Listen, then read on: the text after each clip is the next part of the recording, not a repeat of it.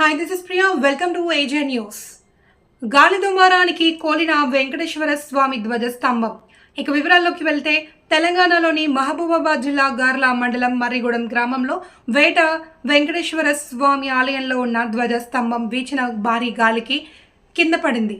విషయం తెలుసుకున్న గ్రామ ప్రజలు అక్కడకు చేరుకుని ధ్వజస్తంభం కింద ఎలా పడింది అని అయోమయంలో ఉండిపోయారు. ధ్వజస్తంభం కింద పడడం అశుభమని అయ్యగారి సమక్షంలో పూజల అనంతరం మరమ్మతులు చేసి నిలబెడతామని అన్నారు.